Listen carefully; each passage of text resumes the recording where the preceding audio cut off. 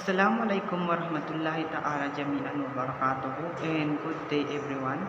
My name is Kaharudin A. Mama, reporter, Group 4, the Fluid Flow topic, conservation of energy. Let's talk about the conservation of energy. First, before we do any examples, let's discuss what a conservative force is in a simple terms. If the work of a force is not dependent on the path it travels but only on the initial and final position. On the path, we can say this force is conservative force if we use examples. This makes more sense. So let's us say we have a box. When we push this box, there is a frictional force. Longer we push it along the path, the work done by friction gets bigger, and if I push it for a short time, the work done by friction is smaller. Since it's dependent on the length of the path, that is a non-conservative force. Now, let's say we have a particle. Like this, there is a weight on the particle which is a mass times the acceleration due to the gravity. Regardless on the path this particle takes to go from the top of the bottom, the work done by weight is only dependent on the initial position and the final position of the particle. Another conservative force is the work done by a spring. The work that's done by the spring force is only dependent on the elongation or compression of the spring. Those are conservative forces. So, we talk about the conservative part. Now, let's talk about the energy part. Energy is basically the capacity for doing work. We should know the kinetic energy is the work that needs to done if we want to bring a particle from the rest of the certain speed, while we need to take about this potential energy. Let's say we have a particle like this. Let's draw reference line, also called a datum. Now, if we draw two lines showing a different position like this, we can say the potential energy of the particle is weight times the distance from the datum. Another way of saying this is the potential energy is a measure of the mono work a conservative forces will do when it moves in a given position. The datum in this example is this is gravitational potential energy, which we will write like this. There is something important to note here, which is knowing what positive and negative potential. Energy is the particle this above the datum and move down towards the datum. The work done by its position, which measures if the particle is above the datum, the potential energy is positive. Now, if the particle is below the datum and is moving towards the datum, the work done by the weight is the negative. So, in the other words, if the particle is below the datum, then the potential energy is negative. Lastly, let's discuss elastic potential energy. When a spring is extended or compressed a certain distance, the elastic potential energy can be found using this equation. K is the stiffness of the spring, and now for the big equation, which is called the conservation of energy equation. So we have the kinetic energy plus the initial potential energy of a particle, which is equal to the final kinetic energy plus the final potential energy. Kinetic energy, which we covered in the previous video, in half times mass times the velocity squared.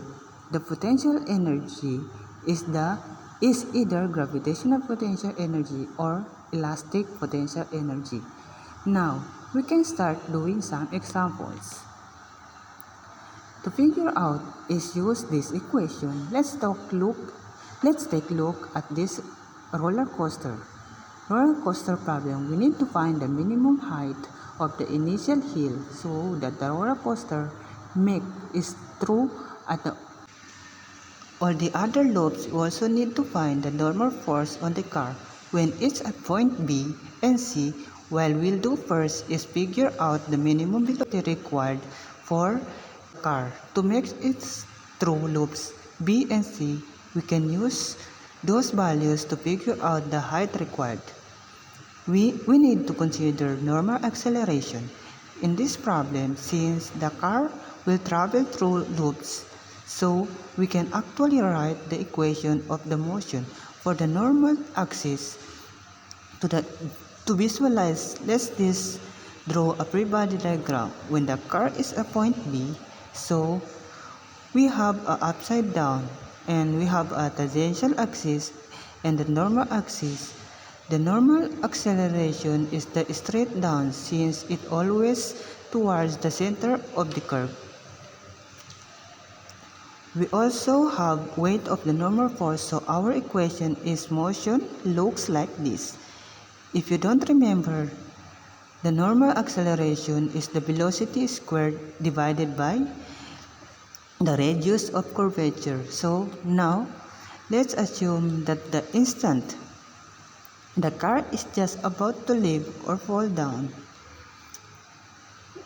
What that means it is at this instant when the car is upside down and the top of the loop, the normal force is equal to 0. So let's consider the loop B. First, we need to know the radius of the curvature, which is the 7.5 meters, and remember the normal force is 0. So we can solve for velocity. This velocity we found tell us the minimum velocity required. Minimum velocity required for the car to stay on the track at the point B.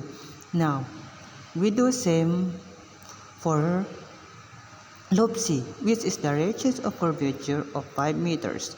So again, the velocities we found show the minimum velocity required for the car to stay on the track. If the velocity is less than the car, we will fall off. We can now switch to the conservation of energy.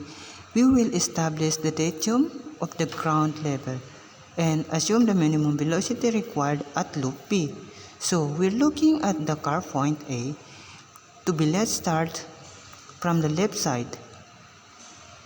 We have a kinetic energy of the car which has an initial velocity of 3 meters, and the second is i-add natin yung potential energy at the top, which is the mass times gravity. Times side, we have a kinetic at the point B, which is the height times mass. The velocity at point B is square. So matatandaan natin na mahanap before we had the potential energy. So ang mass times gravity times the distance from the datum, which is yung 15 meter. Plus solve for height now. We need to checking something. If we choose a height of 18.229 meters, we know the velocity at point B we will be the 577 meters per second. Is that enough to get us through loop C? So to check, we will write another equation of conservation of energy. This time, to figure out the velocity at point C, I will explain why we do this after we find the value on the left side. We have the kinetic energy at point B is 1/2 times the mass times the velocity squared. Then we add the gravitational potential energy at point B, which is mass times gravity times height. On the right side, we have the kinetic energy at point C, so which is 1/2 times the mass times the velocity at point C squared when we add the potential energy at point C, which is mass times gravity times the height. So let's solve for the velocity, we get 13.1 meters per second. Remember, before we calculate the minimum velocity required at point C for the car to not fall off at the 7 meters per second, we will definitely see that our velocity at point C is much faster than the minimum required, so we can safely conclude that if we pick a height of 18.29 meters, then the car will make it through both loops. Now, since we pick the minimum velocity of point B, the normal force at the point is 0. However, since the velocity at point C is greater than the minimum required velocity, we will have a normal force that is greater than 0. So let's figure that out by using the same equation of motion we used before. So this time we have a velocity and we are trying to find the normal forces plus solve. Those are our answers.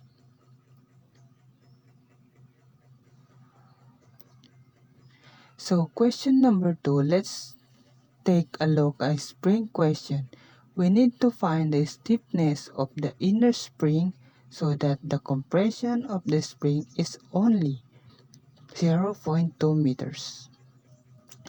Through the center of the gravity of the box, now we can go straight into an equation of conservation of energy. The whole system starts from the rest, so the left side is our equation is 0, and there is no potential energy. For the box, since it's on the datum, on the right side, the kinetic energy of the box is 0, since it's now resting on the spring. Next, we have the gravitational potential energy of the box, which is mass times gravity times the distance traveled in. In our case, the mass is 2 kg. The acceleration due to the gravity is 9.81 meter per second squared. And the distance from the initial position to the final position is yung 0.5 meters. Then, i-add natin yung compression of the spring, which is yung 0.2 meters.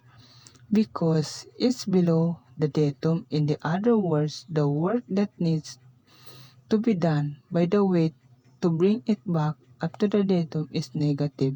We also have the elastic potential energy of the spring.